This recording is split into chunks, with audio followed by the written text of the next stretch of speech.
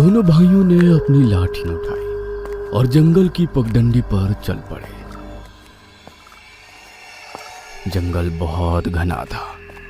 पुराने बरगद और साल के पेड़ों की टहनियां आपस में इस तरह गुथी हुई थी जैसे कोई जाल बिछा हो। दोनों भाई चलते जा रहे थे और आपस में बातें कर रहे थे।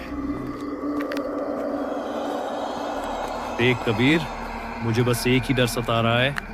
हमारे गांव में मछली चुराने वाले बहुत घूमते हैं।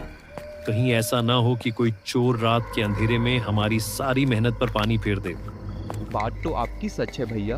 अगर किसी ने मछली चुरा ली तो हमारी पूरी महीने की मेहनत बेकार जाएगी। वैसे भी लोग कहते हैं कि जंगल के पास वाले तालाबों पर चोरों की नजर रहती है। वही तो, इसीलिए आज देखना जरूरी है।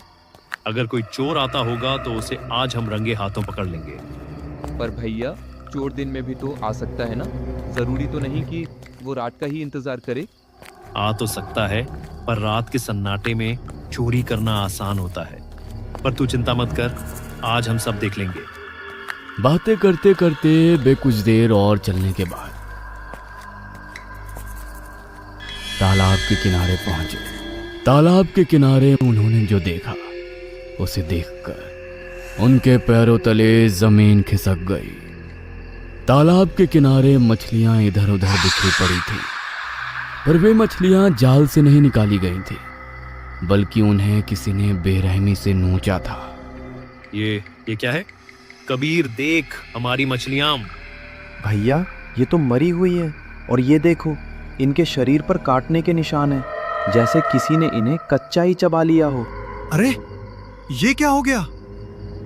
हम 1 महीने बाद आए और यहाँ का नजारा ही बदल गया। हाँ भैया, ये किसी चोर का काम नहीं लग रहा। ये देखो, ये मछलियाँ तो अधखाई हैं। भला कच्चा मछली कौन खाता है? भैया, मुझे डर लग रहा है, यहाँ कोई इंसान नहीं है। चुप कर कबीर। अब हम क्या कर सकते हैं?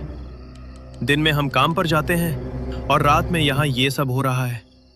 अगर हम रोज यहाँ देखने नहीं आए तो ये जो भी है सब खत्म कर देगा। भैया, अब से हम रोज रात को आएंगे, चाहे खेत से थक कर आए, पर यहाँ आना ही पड़ेगा, वरना हमारी जमा पूंजी मिट्टी में मिल जाएगी। ठीक है, पर अभी यहाँ रुकना ठीक नहीं। ये मछलियां जिस तरह खाई गई हैं वो बहुत डरावना है। चल, घर लौटते हैं। दोनों भाई भारी मन से वापस घर की ओर मुड़े।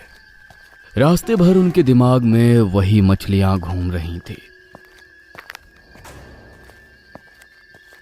तभी उनकी नजर ऊपर एक ऊंचे पेड़ की टहनी पर पड़ी। वहां एक औरत बैठी थी, लंबे बिखरे बाल। भैया, वो देखो, पेड़ के ऊपर। वो कौन है? भाग कबीर, भाग! दोनों भाई अपनी पूरी ताकत लगाकर झोपड़ी की तरफ दौड़ने लगे। पीछे से एक डरावनी हंसी गूंज रही थी। वे भागते भागते अपनी झोपड़ी के अंदर घुसे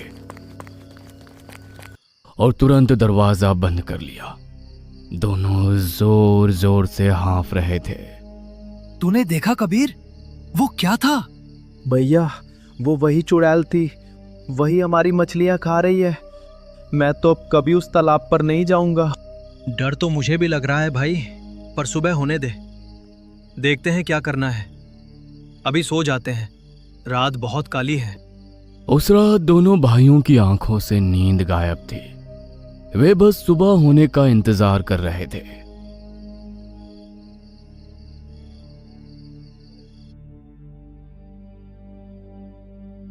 कबीर, सुबह हो गई।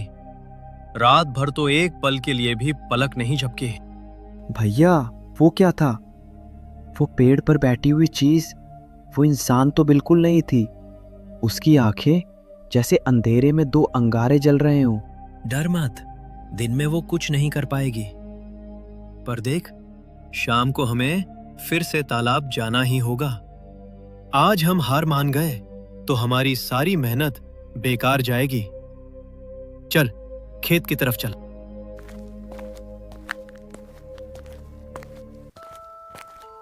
कबीर, तूने कल रात ध्यान दिया था?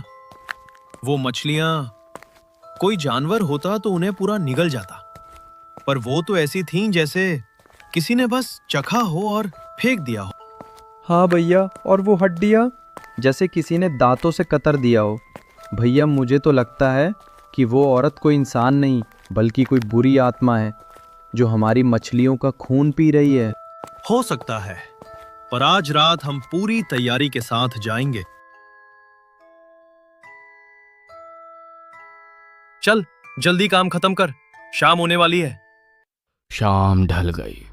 दोनों भाइयों ने घर पहुंचकर सूरज डूबते ही जंगल का रंग मटमैला हो गया था। जैसे ही वे जंगल के रास्ते पर आगे बढ़े, आज माहौल कल से भी ज्यादा भारी था। ऐसा लग रहा था जैसे जंगल की हवा भी उनका रास्ता रोक रही हो। भैया आज बहुत ज़्यादा सन्नाटा नहीं है। कल तो झींगुरों की आवाज़ आ रही थी, पर आज तो जैसे सब मर गए हों। चुप रहे कबीर, सन्नाटे में ज्यादा बातें नहीं करते, बस अपनी नजरें चारों तरफ रख। आज हमें तालाब तक पहुंचना ही है।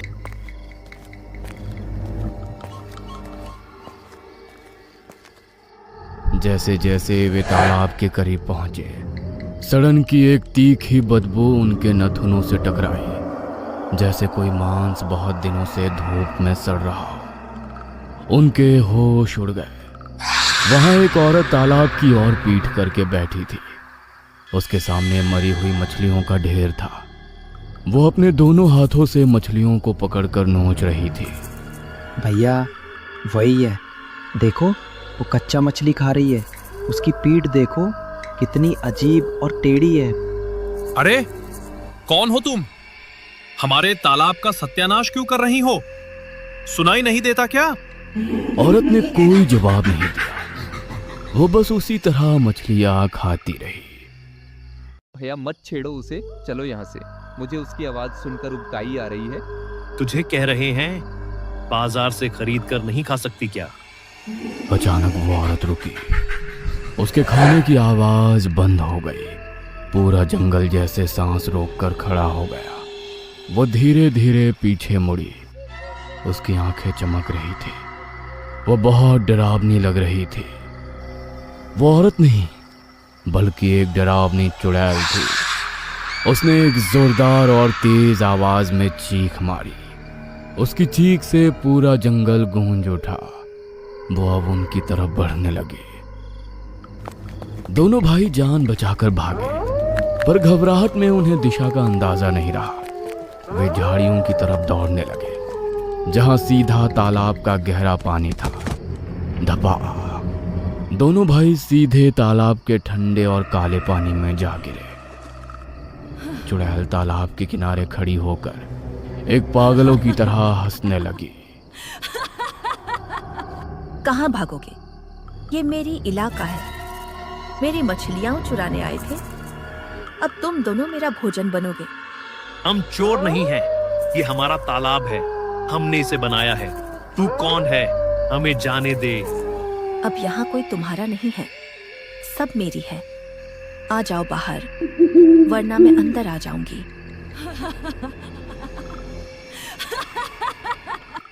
राजीव को समझ आ गया कि अगर वे उसी किनारे वापस गए जहां से गिरे थे, तो वो उन्हें कच्चा चबा जाएगी।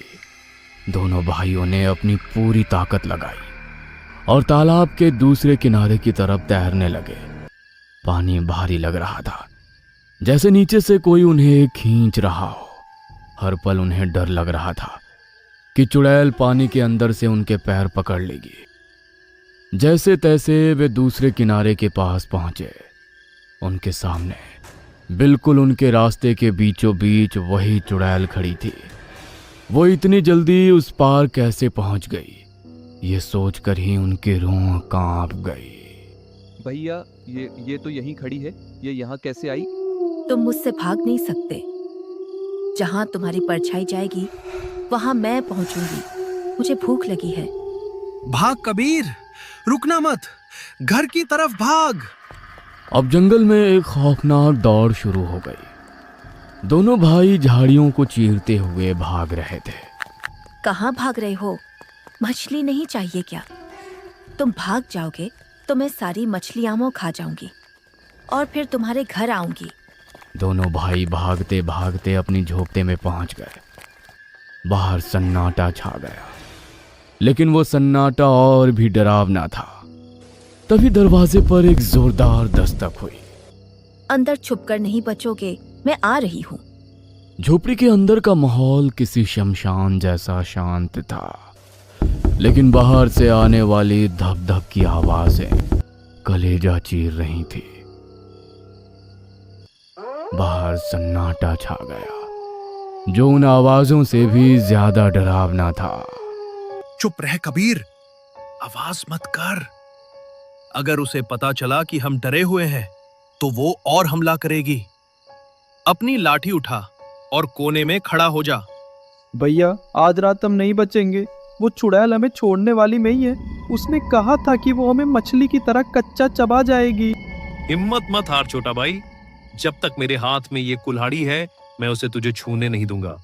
बस सुबह होने का इंतजार कर, सूरज की पहली किरण के साथ ये बुरी शक्तियां गायब हो जाती हैं।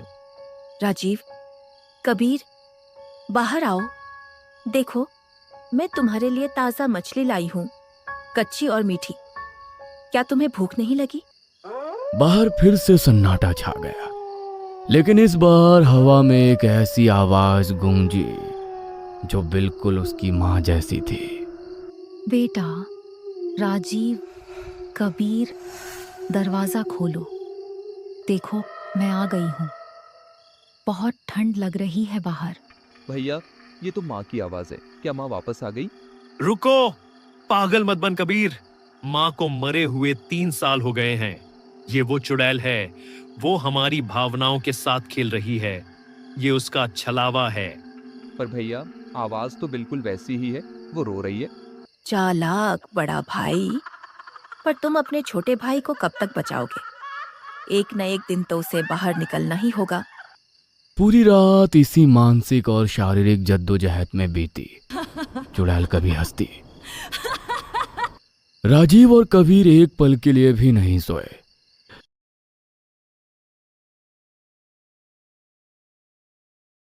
लगता है वो चली गई। भैया क्या हम अब सुरक्षित हैं?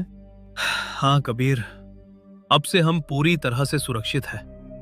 अब हम उसे तालाब के पास कभी नहीं जाएंगे। भले ही वो हमारा हो, लेकिन तालाब से जान प्यारे हैं हमें।